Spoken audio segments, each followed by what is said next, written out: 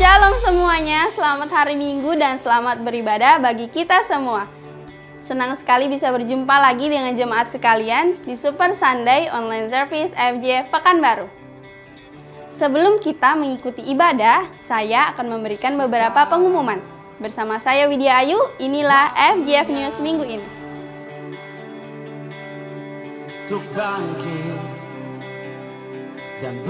Diinformasikan kepada seluruh jemaat bahwa iCare akan tetap berjalan seperti biasa secara online. Untuk Bapak Ibu Saudara yang rindu untuk bergabung ke dalam iCare, silakan menghubungi Sekretariat FJF Pekanbaru dengan nomor di bawah ini. iGrow kelas AMSEF akan dibuka kembali melalui aplikasi Zoom. Bagi Bapak Ibu Saudara yang rindu untuk belajar firman dan bertumbuh dalam Tuhan lebih lagi, silakan mendaftarkan diri melalui iCare Leader Saudara atau menghubungi Ibu Fone dengan nomor sebagai berikut.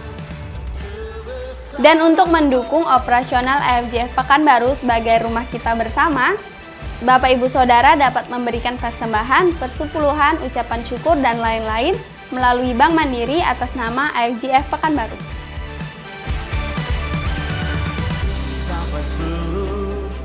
Dan bagi Bapak Ibu Saudara yang memiliki kendala untuk memberikan persembahan melalui rekening, Bapak Ibu Saudara dapat memberikan persembahan melalui iCare Leader atau menghubungi Sekretariat FJF Pekanbaru.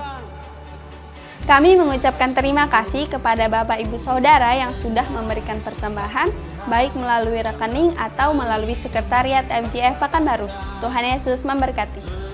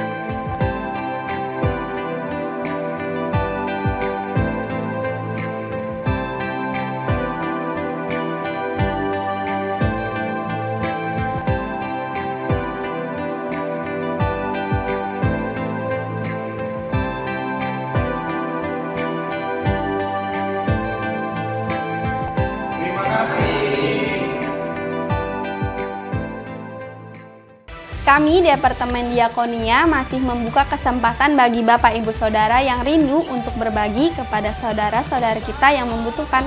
Untuk informasi lebih lanjut, saudara bisa menghubungi Sekretariat FJF Pekanbaru. Demikianlah FJF News minggu ini. Jangan lupa tetap menjaga kesehatan dengan berolahraga, makan makanan yang sehat, serta tidur yang cukup, dan tetap di rumah aja. Dan sebentar lagi kita akan memulai ibadah kita. Mari kita bersama-sama menyiapkan hati kita untuk menyembah dan memuji Tuhan yang akan dilayani oleh tim AFJF Praise Pekanbaru.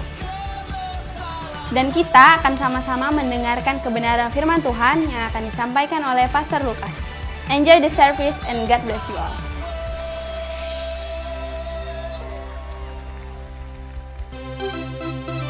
Shalom, selamat pagi saudara. Pada tempat ini saya mau mengajak untuk kita bersama-sama mempersiapkan hati kita untuk bersama-sama memuji dan meninggikan Tuhan kita. Karena kita percaya firman Tuhan ya dan amin. Amin saudara. Haleluya. Seperti mentari pagi, langkahku kau terangi, selalu sertai. Janjimu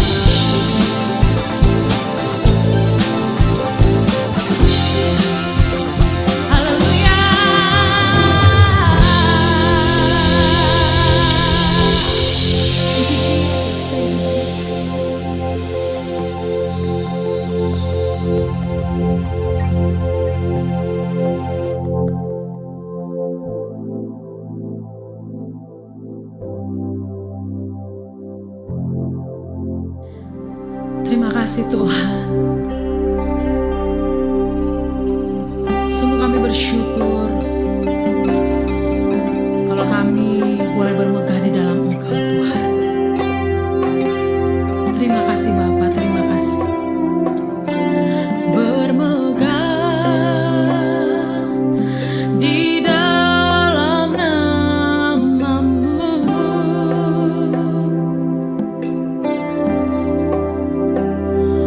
Ku datang sujud di kaki-Mu.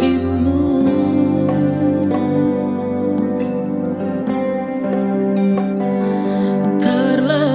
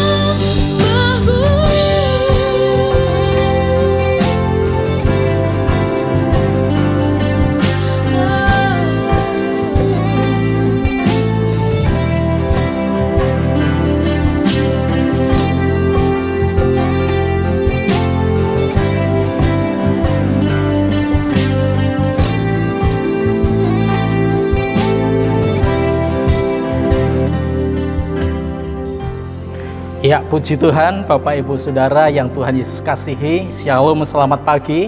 Sebelum kita bersama-sama menerima firman Tuhan, kita akan mendeklarasikan kebenaran yang sudah kita miliki. Inilah kabar baik, saya diselamatkan oleh kasih karunia Allah, bukan oleh karena perbuatan saya. Saya dibenarkan, saya diubahkan, dan saya diberkati di dalam Dia.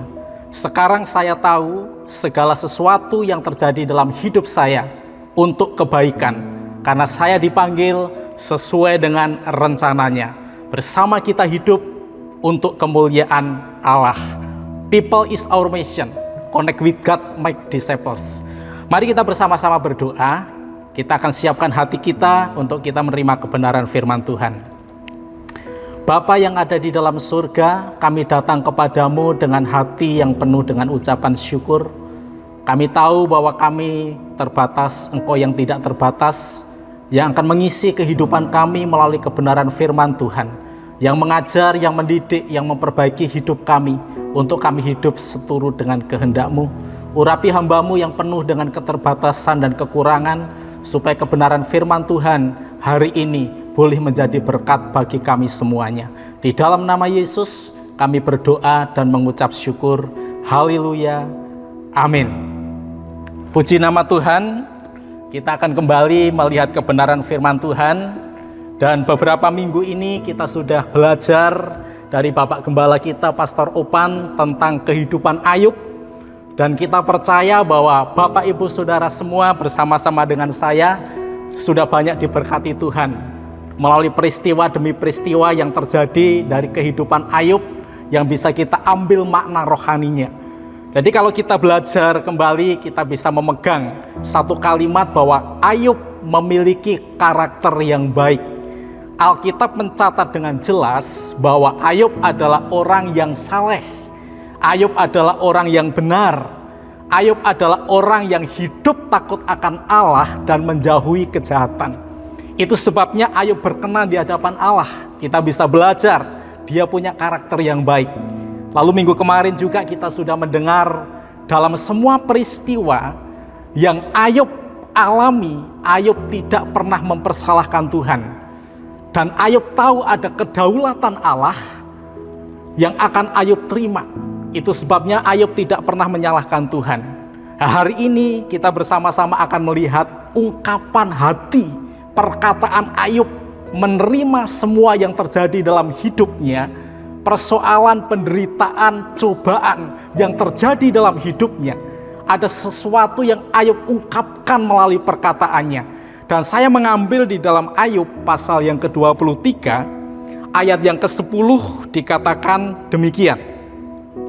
Ayub pasal yang ke-23, ayat yang ke-10 dikatakan demikian.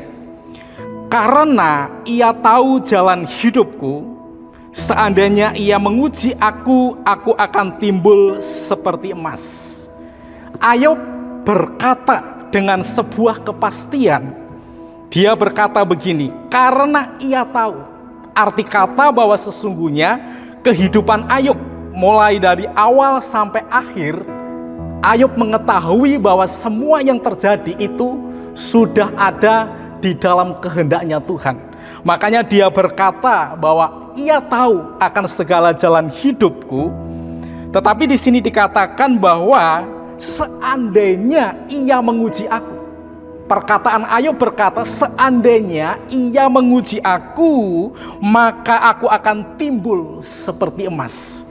Ada satu tujuan yang jelas yang Ayub mengerti dari setiap penderitaan yang dia alami, bahwa kehidupannya akan timbul seperti emas. Nah, kalau kita berbicara emas, paling tidak emas itu memiliki 3 karakter. Yang pertama, emas bisa diuji di dalam kemurniannya. Yang kedua, emas bisa dilihat di dalam nilainya. Kalau Bapak Ibu, khususnya ibu-ibu yang punya emas, biasanya menempatkan emas tidak di sembarangan tempat, karena punya nilai. Dan biasanya emas dipakai bukan di dalam acara-acara yang biasa. Pergi ke pesta, pergi ke ulang tahun, acara-acara istimewa, itu baru dipakai emas. Kenapa? Karena punya nilai. Dan yang berikutnya, emas itu memiliki kualitas. Berbicara kualitas bukan hanya dicari oleh orang, tetapi kualitas itu bisa bermanfaat juga bagi orang lain. Itu berbicara tentang kualitas.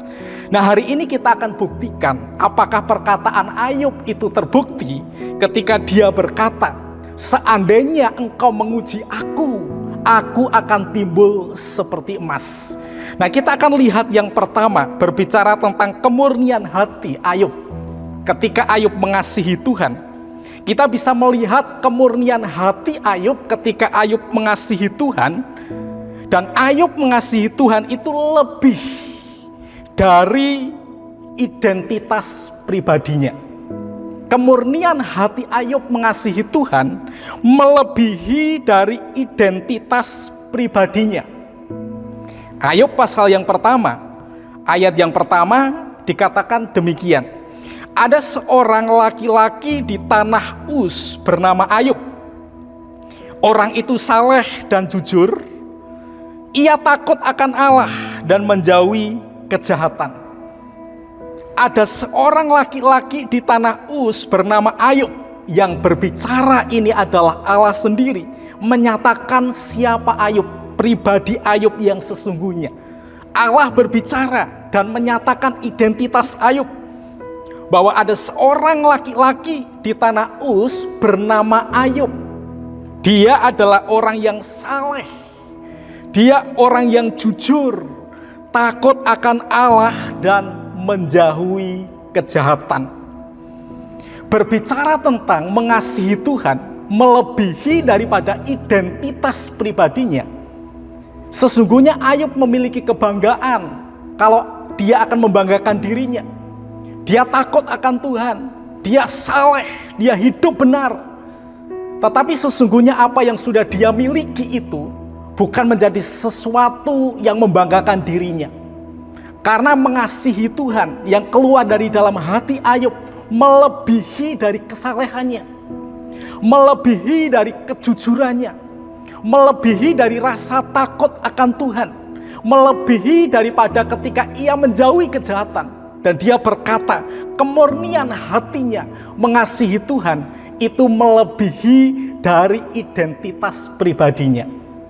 Dia tidak membanggakan dengan hidupnya sendiri, karena dia saleh, karena dia jujur, karena dia takut akan Tuhan. Tetapi dia bangga karena dia memiliki kemurnian hati yang melebihi dari identitas pribadinya ketika dia mengasihi Tuhan. Yang berikutnya, Ayub mengasihi Tuhan melebihi dari harta kekayaan yang dia miliki. Pasal yang pertama ayat yang ketiga itu menyatakan bagaimana kekayaan Ayub. Firman Tuhan mengatakan bahwa ia, yaitu Ayub, memiliki 7.000 ekor kambing domba, 3.000 ekor unta, 500 pasang lembu, 500 keledai betina, dan budak yang sangat banyak. Dan Alkitab mencatat bahwa Ayub adalah orang terkaya dari semua orang di sebelah timur. Kekayaannya luar biasa. Ayub memiliki kekayaan yang sangat banyak, kekayaan yang luar biasa. Tetapi Alkitab mencatat, dalam waktu sekejap kekayaan itu semuanya habis. Semuanya ludes dalam waktu sekejap. Respon Ayub, dia tidak menangisi harta kekayaannya yang habis. Dia tidak menangisi kekayaan yang seketika itu hilang. Tetapi justru ketika itu dia mengoyakkan jubahnya. Lalu dia sujud kepada Tuhan, menyembah Allah yang hidup. Ini menandakan kemurnian hati Ayub, melebihi dari harta kekayaan yang Ayub miliki. Kemurnian hati Ayub mengasihi Tuhan melebihi dari harta kekayaan yang dia miliki. Itu sebabnya ketika Yesus khotbah di atas bukit di dalam Matius 6 ayat yang ke-21, di sana dikatakan, di mana hartamu berada, di situ hatimu berada. Hati Ayub tidak kepada harta. Hati Ayub tidak pada apa yang dia miliki, tetapi hati Ayub kepada Allah. Sehingga ketika semua hartanya habis, disitulah kemurnian hati Ayub muncul mengasihi Tuhan. Dengan jelas firman Tuhan mengatakan, Ayub mengoyakkan jubahnya, sujud dan menyembah Allah. Lalu yang berikutnya, kemurnian hati Ayub mengasihi Tuhan terbukti bahwa ketika Ayub ditinggalkan oleh keluarganya, Ayub lebih memilih mengasihi Tuhan. Anak-anak yang mati mungkin tidak menjadi perhitungan besar bagi Ayub. Tetapi ketika istrinya datang kepada Ayub dan berkata kepada Ayub, "Kutukilah Tuhan Allahmu, matilah engkau." Disitulah menjadi suatu pergumulan yang besar bagi Ayub. Tetapi luar biasanya, Ayub menjawab, "Perkataanmu seperti orang gila." Lalu Ayub ditinggalkan oleh istrinya. Dan Ayub dalam kesendiriannya. Ketika itu dia merenungkan, ternyata semua apa yang dia miliki, termasuk anak dan istrinya, meninggalkan dia. Tetapi dia berkata, kemurnian hati untuk mengasihi Tuhan tidak pernah goyah. Jadi yang pertama kita bisa belajar, Mas berbicara tentang kemurnian hati untuk mengasihi Tuhan. Bapak Ibu Saudara yang ada pada hari ini, di dalam peristiwa ujian demi ujian yang terjadi dalam hidup kita, akan menumbuhkan, memunculkan emas yang ada dalam hidup kita, yaitu kemurnian untuk mengasihi Tuhan. Jauh melebihi keluarga, jauh melebihi harta benda, jauh melebihi identitas pribadi kita. Dan kita percaya, ini merupakan hal yang sangat berharga dalam setiap kehidupan kita. Lalu yang kedua, Mas berbicara tentang nilai. Berbicara tentang nilai berarti ada sesuatu yang terjadi dalam hidupnya. Nilai kehidupan itu. Dan kita akan lihat apa nilai kehidupan dari Ayub. Ketika Ayub mengalami ujian demi ujian yang terjadi di dalam kehidupannya. Ayat yang ke-21 dan ayat yang ke-22. Dari Ayub pasal yang pertama, saya akan bacakan demikian. Katanya, dari perkataan Ayub, dia berkata, "Dengan telanjang aku keluar dari kandungan ibuku. Dengan telanjang juga aku akan kembali ke dalamnya. Tuhan yang memberi, Tuhan yang mengambil, terpujilah nama Tuhan." Dalam kesemuanya itu Ayub tidak berbuat dosa dan tidak menuduh Allah berbuat yang kurang patut. Perkataan Ayub yang kedua ini berbicara tentang nilai kehidupan Ayub. Ketika ujian terjadi dalam diri Ayub, dia tidak pernah mempersalahkan Tuhan. Dia tidak pernah argumentasi sama Tuhan. Dia tidak pernah membela diri. Padahal kalau kita lihat, sebetulnya Ayub bisa membela diri. Kenapa? Karena Ayub hidup saleh. Dia hidup benar di mata Tuhan. Dia hidup jujur di mata Tuhan. Dia menjauhi kejahatan, takut akan Tuhan. Dia bisa berkata, "Tuhan, aku ini orang yang sudah hidup benar, sudah menjauhi kejahatan, sudah saleh, jujur, tidak melakukan hal-hal yang tidak Tuhan kehendaki. Tetapi kenapa hal ini terjadi dalam hidupku?" Dia bisa argumen sama Tuhan. Kenapa? Karena dia memiliki identitas yang benar. Dan Allah menyatakan bahwa Ayub itu orang yang benar, orang yang saleh. Tetapi dalam hal ini, Ayub tidak membela diri. Dalam hal ini, Ayub tidak mencoba untuk protes dengan Tuhan. Justru dia berkata dengan kerendahan hatinya. Dia berkata, "Dengan telanjang aku keluar dari kandungan ibuku. Dengan telanjang aku juga akan kembali ke dalamnya. Tuhan yang memberi, Tuhan yang mengambil, terpujilah nama Tuhan." Nilai kehidupan Ayub.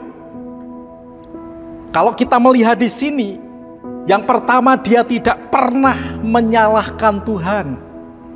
Minggu kemarin kita sudah mendengar dan kita sudah diberkati melalui firman Tuhan bahwa di dalam Tuhan ada satu kedaulatan yang manusia tidak pernah tahu apa yang terjadi di dalam kedaulatan Allah itu. Nah, Ayub menyadari bahwa kedaulatan Allah itu melebihi dari segala sesuatunya. Pikiran manusia terbatas, tidak pernah bisa menyentuh kedaulatan Allah. Itu sebabnya ketika ujian itu terjadi di dalam kehidupan Ayub, Ayub tidak pernah menyalahkan Tuhan. Ayub lebih mengucap syukur karena ada kedaulatan Allah yang akan membawa Ayub sendiri memiliki nilai-nilai di dalam kehidupannya. Tidak pernah menyalahkan Tuhan. Lalu yang berikutnya, sebagai bukti nilai kehidupan Ayub, Ayub tidak pernah bersungut-sungut. Dia tidak mencoba menyalahkan Tuhan, menyalahkan orang lain, menyalahkan keadaan.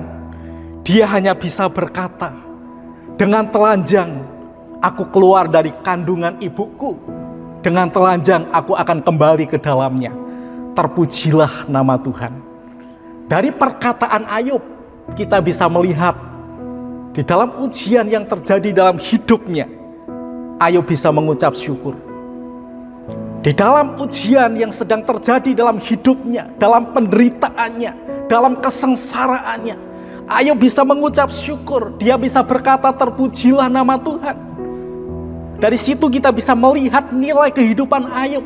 Ternyata Ayub memiliki nilai yang luar biasa, karena dalam kesengsaraan, dalam penderitaan, dari mulutnya dia bisa mengucap syukur. Paulus berkata di dalam 1 Tesalonika 5 ayat yang ke-18, mengucap syukurlah senantiasa, karena itu yang dikehendaki oleh Allah. Hidup kita supaya dikehendaki oleh Allah, kita belajar untuk mengucap syukur di dalam segala hal. Mengucap syukur tidak mudah. Ketika orang sedang diberkati, dengan mudah bisa mengucap syukur. Ketika bisnis lancar, dengan mudah bisa mengucap syukur. Ketika keadaan semuanya baik, dengan mudah bisa mengucap syukur.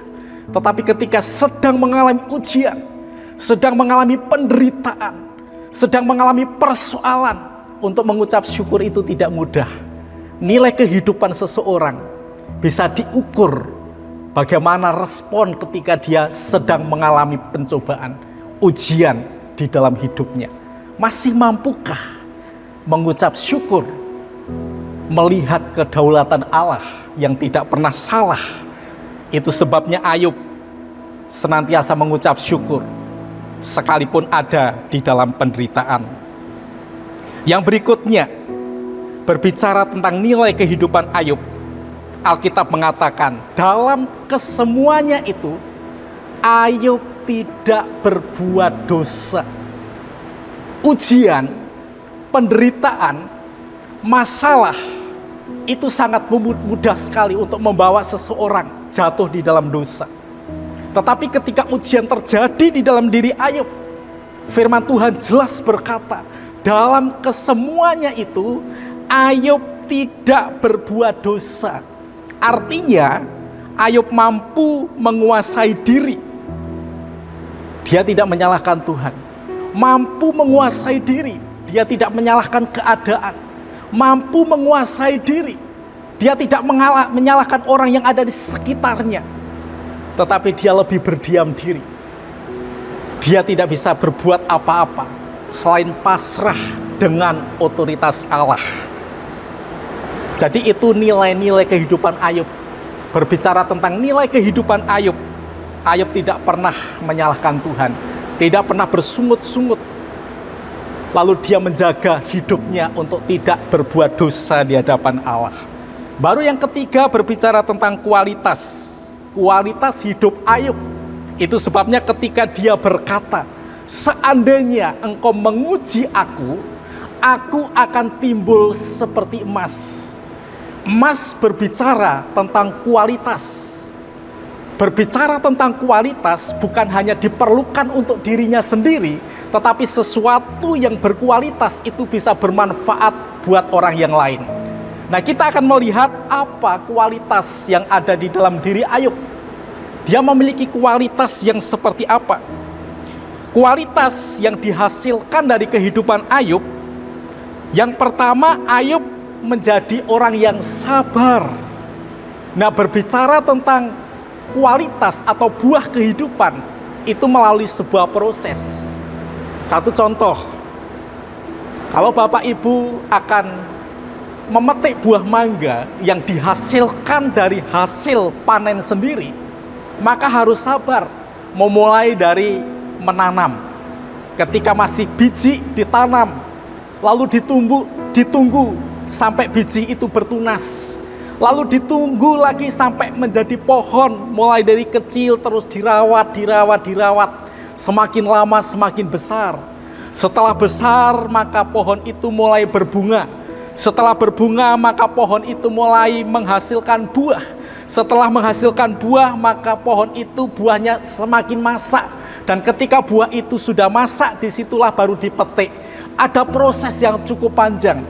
Untuk menghasilkan buah, itu ada proses yang cukup panjang. Jadi ketika Ayub mengalami ujian, itu merupakan proses bagi Ayub. Ayub sadar ada nilai-nilai yang dia akan miliki lebih berkualitas. Yang pertama berbicara tentang kualitas hidup Ayub. Ayub menjadi orang yang sabar. Alkitab mencatat Ayub ditimpa dengan penderitaan, dengan sakit penyakit. Bukan hanya itu, tubuhnya hancur, berbau busuk. Bukan hanya itu, dia ditinggalkan istrinya. Tetapi dia sabar. Untuk sabar itu enggak mudah. Satu kesaksian ketika saya pelayanan di Mentawai, saya mengalami penderitaan, sakit. Tetapi apa yang saya alami tidak sebanding dengan apa yang Ayub alami. Saya punya badan, kulitnya melepuh. Satu hari bisa 5-6 kali ganti baju. Lebih kurang 7 bulan ketika itu saya menderita. Tetapi penderitaan yang saya alami tidak sebanding dengan apa yang Ayub alami. Dan saya tidak berani berkata itu diizinkan oleh Tuhan. Tapi penyakit itu membuat saya menjadi semakin sabar untuk melakukan apa yang Tuhan percayakan. Akhirnya pelayanan yang ada di sana ketika itu saya mampu sampai 10 tahun sebelum saya pindah ke Siak. Dan puji Tuhan hari ini saya ada di Pekanbaru, khususnya di IFJF Satelit Palace. Tapi saya mau katakan, penyakit yang dialami oleh Ayub, penderitaan, ujian yang dialami oleh Ayub, sebelum Ayub dan sesudah Ayub, tidak ada orang yang mengalami seperti Ayub. Itu sebabnya kita bisa belajar. Ternyata dari ujian itu membuahkan sebuah kualitas hidup Ayub menjadi orang yang sabar. Saya percaya kesabaran yang hari ini sedang Tuhan perhadapkan dalam hidup kita. Kita harus sabar menghadapi keluarga. Karena setiap hari di rumah, anak-anak, istri atau suami harus sabar menghadapi setiap hari di rumah. Yang mungkin biasanya pergi ke kantor, bisa berjalan-jalan, rekreasi dan lain sebagainya. Tetapi dalam waktu 24 jam satu hari ada di rumah. Harus ada kesabaran. Dan kesabaran itu dihasilkan dari sebuah proses. Kesabaran itu adalah kualitas hidup. Kesabaran itu adalah nilai kualitas hidup seseorang. Dan yang berikutnya, kualitas hidup yang Ayub miliki. Ayub memiliki pengampunan. Kalau kita lihat bagaimana sejarah Ayub, semua sahabat-sahabat Ayub meninggalkan Ayub.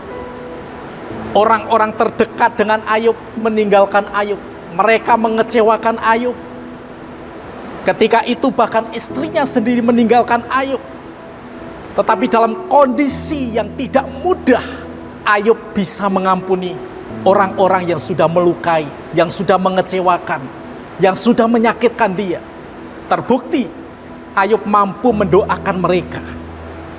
Dan ketika mereka didoakan, dari situlah ada sebuah pemulihan yang terjadi. Kesabaran, pengampunan, itu adalah kualitas kehidupan yang harus kita miliki bersama-sama. Lalu yang berikutnya, kualitas hidup Ayub. Ayub setia. Ini bisa kita buktikan ketika Ayub ditinggalkan istrinya. Tidak mudah buat Ayub. Tetapi kalau kita lihat di dalam Ayub pasal yang ke-42, ayat yang ke-10 dikatakan begini. Lalu Tuhan memulihkan keadaan Ayub setelah ia meminta doa untuk sahabat-sahabatnya, dan Tuhan memberikan kepada Ayub 2 kali lipat dari segala kepunyaannya dahulu. Di sini kita bisa melihat Alkitab tidak mencatat bahwa istri Ayub itu kembali kepada Ayub. Alkitab juga tidak mencatat bahwa Ayub itu punya istri yang lain selain istrinya yang dahulu. Tetapi kalau kita melihat ketika keadaan Ayub itu dipulihkan, disitulah ada sebuah rekonsiliasi termasuk hubungan mereka antara suami dan istri. Dan Alkitab mencatat Tuhan memberkati Ayub 2 kali lipat. Ini benar. Karena firman Tuhan mencatat ketika itu kambing domba Ayub menjadi 14.000. Lalu Ayub punya unta menjadi 6.000. Lalu lembu Ayub menjadi 1.000 pasang. Keledai betina Ayub menjadi 1.000 ekor. 2 kali lipat. Tapi anak dan istri Ayub tidak 2 kali lipat. Istri Ayub tetap 1, anak Ayub tetap 10. 7 laki-laki, 3 perempuan. Jadi ketika Ayub berkata, seandainya engkau menguji aku akan timbul seperti emas. Terbukti Ayub timbul seperti emas. Dia memiliki kemurnian hati mengasihi Tuhan. Nilai dalam kehidupannya, dia tidak pernah menyalahkan Tuhan. Dia hidup di dalam kedaulatan Allah. Dan kualitas hidupnya, dia memiliki buah-buah yang matang. Dan buah itu bukan hanya untuk diri Ayub, melainkan bisa juga menjadi berkat bagi banyak orang. Jadi pelajaran kali ini kita bisa belajar dari kehidupan Ayub. Kita percaya hari-hari ini kita sedang menjalani suatu kehidupan yang tidak mudah. Dikatakan ada ujian, ada penderitaan, ada persoalan. Tetapi kita belajar bagaimana kita meresponi semuanya itu terjadi. Kita belajar seperti Ayub. Kita berdoa sama Tuhan, biarlah semua yang terjadi dalam hidup ini, dalam dunia ini, membuat aku memiliki kehidupan seperti emas. Ada nilai-nilai kehidupan, kemurnian hati mengasihi Tuhan. Firman Tuhan berkata ketika kita mengasihi Tuhan, Tuhan mau kasihilah Tuhan Allahmu dengan segenap hatimu, dengan segenap kekuatanmu, dengan segenap jiwamu. Itu yang Tuhan mau. Baru nilai-nilai kehidupan kita. Jangan sampai kita menyalahkan Tuhan dalam setiap peristiwa demi peristiwa yang terjadi dalam hidup kita. Kesulitan, masalah, penderitaan. Jangan sampai kita menyalahkan Tuhan. Justru kita bersama-sama belajar untuk mengucap syukur. Karena dalam ucapan syukur itulah yang dikehendaki oleh Allah. Dan yang ketiga, berbicara tentang kualitas hidup. Dari semua ujian, mengajar untuk kita menjadi sabar, menghadapi keadaan situasi, menghadapi keluarga, anak istri, pekerjaan yang tidak stabil. Dan yang berikutnya, biarlah kita memiliki hati yang penuh dengan pengampunan. Yang terakhir, kita menjadi orang yang setia. Dan kita percaya ketika kesetiaan itu ada dalam hidup kita, Tuhan akan pulihkan. Tinggal menunggu waktu dan saatnya Tuhan memulihkan kehidupan kita semuanya. Tuhan Yesus memberkati. Mari kita sama-sama mengucap syukur dan berdoa. Bapa yang baik, kami mengucap syukur buat firman Tuhan yang sudah kami dengar, yang sudah kami terima. Hamba terbatas menyampaikan, tetapi hamba berdoa di dalam nama Yesus, Roh Kudus terus berbicara di dalam setiap kehidupan kami semua. Sehingga ketika kami mengalami ujian, persoalan, penderitaan, maka kami akan timbul seperti emas. Kemurnian hati kami mengasihi Tuhan. Nilai-nilai kehidupan kami supaya kami tidak menyalahkan Tuhan. Dan kami memiliki kualitas untuk kami menjadi orang yang sabar. Menjadi orang yang mau mengampuni.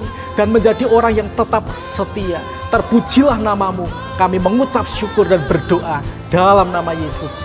Haleluya. Amin. Yesus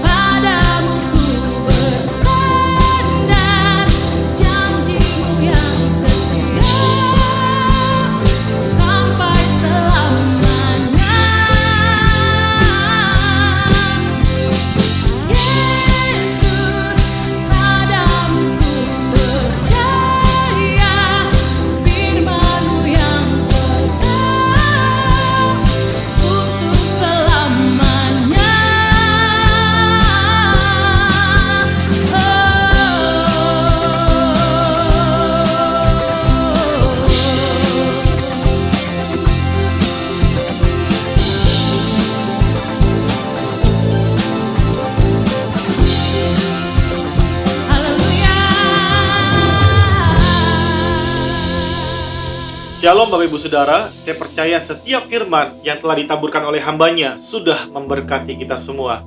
Hari ini kita akan menerima berkat yang berasal daripada Tuhan, sebab itu arahkan hati Bapak Ibu Saudara untuk kita berdoa bersama-sama. Mari kita berdoa. Bapak Ibu Saudara yang terkasih, hari ini terimalah berkat damai sejahtera yang berasal daripada Bapa di sorga, yaitu berkat damai sejahtera yang melampaui akal manusia akan memelihara hati dan pikiran saudara. Dan berkat kasih sayang daripada anak yang tunggal, yaitu Tuhan Yesus Kristus, dan juga berkat penyertaan dari para Roh Kudus akan menyertai saudara dan saya sampai Maranatha Tuhan Yesus datang kedua kali, menjemput setiap orang yang percaya kepadanya. Di dalam nama Tuhan Yesus Kristus, kita semua yang percaya dan sudah diberkati, bersama-sama kita katakan amin. Sekali lagi selamat hari Minggu, Tuhan memberkati kita. Terima kasih sudah mengikuti ibadah online service pada hari ini. Saya percaya kita semua pasti diberkati dengan firman yang sudah disampaikan. Dan minggu depan kita akan kembali mengikuti ibadah secara online di waktu dan jam yang sama. See you next week and God bless you all.